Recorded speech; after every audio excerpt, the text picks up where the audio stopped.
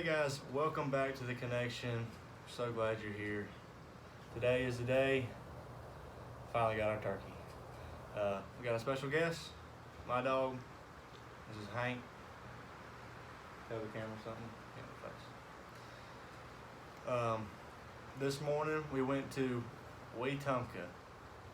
We got out about 5:40 in the morning. We get there, we pull into our spot. We start walking to our stand.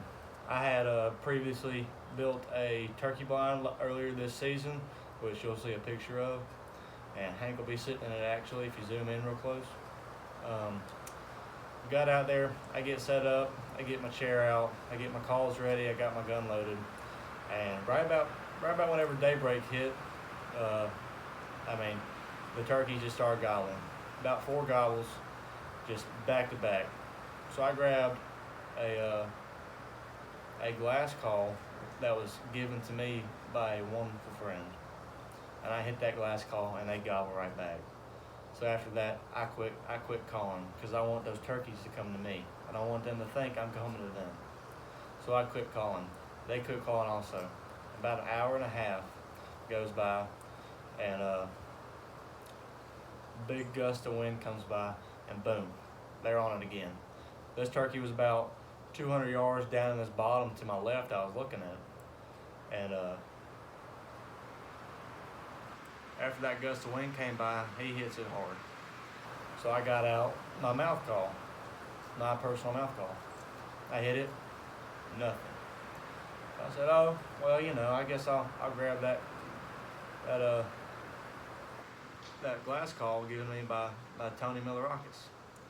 So I just I hit 2 yelps and a cluck, and this turkey hits it again. So then after that, I stopped calling. And this turkey is fired up. Another gust of wind comes by. He hits it hard, about 100 yards away. And I would stop calling. I was like, this turkey's coming my way. I need to sit here, be patient, and wait on this turkey to come my way. Another gust of wind comes by. Hits it hard. 50 yards closer. Another gust of wind. Hits it hard. 25 yards closer. Next thing I know, he's 10 yards to my left, behind some brush. That's the only thing between us is the fallen pine tree. And he hits it. Scared the bejeebers out of me. He hits it hard. So I get my gun ready, and I have my gun. There's a stick in front of me where I'm sitting. And my gun is to the right of that stick because that's mainly where I was looking. That's where I had my decoys.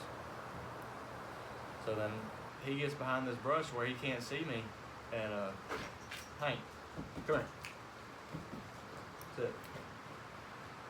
And he gets behind this brush, and he can't see me. So I put my gun and I move it over onto that limb so it go over a little bit. And he hits it hard again. Then he goes behind the tree right in front of me, so I have enough time to get my gun on my shoulder and get it aimed where I need to get it aimed at. And I can see him. He is bowed up. This turkey is torqued. He is ready for action, and he's looking straight at my decoys. He doesn't even know I'm on the planet. So he goes out, and I have my gun pointed right where I think he's going to walk. Sure enough, he starts hitting a little speed walk towards my decoys. And I said, oh, well, I'm going to have to shoot him on the run. But right where I already had my eye down on my bead, and right whenever he got right in front of my shotgun, he stops. I pulled the trigger and absolutely hammered him, guys. It was incredible. My favorite part about this, I got to experience this with my grandfather. One of the best hunts I've personally ever had. And there's one person in particular that I want to thank, because none of this would have happened without him. Is a very good friend of mine who has just recently passed away, Tony. Tony had cancer, and he went through chemo, and he was in remission, and he was a survivor. But through the chemo and making him so weak, he got COVID-19 and ended up passing away about a month ago. So, and he was an avid turkey hunter.